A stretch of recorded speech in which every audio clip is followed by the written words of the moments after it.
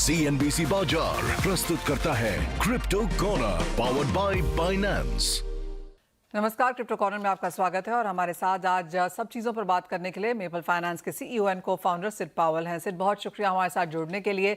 सबसे पहले आपकी क्या सेंस है कन्वर्जेंस को लेकर, चाहे वो इंस्टीट्यूशनल प्राइवेट क्रेडिट है, रियल वर्ल्ड एसेट्स हैं या फिर करेंसी हेजिंग है? That's a great question, Manisha. We see a lot of acceleration on the level of institutional adoption of crypto. I mean, this was best exemplified the other week when we had the announcement of Robinhood Chain and Robinhood making on-chain yields available to their 30 million customers and 350 billion of assets. We've also seen significant strides in tokenization with some of the huge private credit players like Apollo, Hamilton Lane, among others, tokenizing their private credit funds and making these available through DeFi and to crypto investors writ large. Point taken. Sid, also when you look at the global smart contract credit funds, pool international liquidity to cater to high growth, the capital-starved commercial businesses or fintechs in emerging markets, how do you see that going ahead and in sense of trajectory? That's a fantastic question. We actually get a lot of inbound interest from payment processors and from small business lenders who are based in India who are, as you said, capital starved. There is a lot of investment happening in the country and a lot of demand for capital as many of these businesses look to grow. And so they are how they are looking at using real world assets and tokenization is to raise debt through smart contracts or through on-chain protocols such as Maple and many of the others out there. And so what they can offer is high yields to international investors, and in return, what they get is capital to grow and invest in capex and the expansion of their businesses. So we see a lot of demand there, and I think India is a geographic region that is poised to grow off the back of tokenized private credit.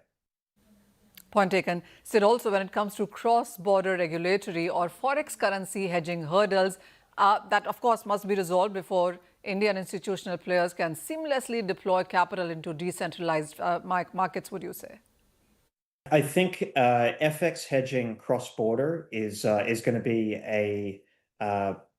be an opportunity and indeed a hurdle that needs to be overcome, because as your listeners may be aware, many of the investors in on-chain private credit are using US dollars. However, the companies in India who would take out loans to invest in their business would want to use FX. So you need to have robust FX hedging in there so that you don't have either the investors or the businesses taking on too much FX risk.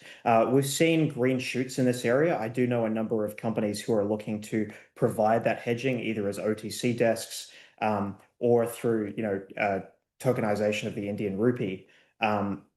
So I think that is probably one of the key issues. I think cross-border regulation of cryptocurrency movements is getting better. Many of us here in the US are kind of waiting to see how the Clarity Act shakes out. Still seems to be a coin toss as to whether that happens this year, but I think that will then accelerate the regulatory frameworks for the rest of the world when it comes to regulating cryptocurrency.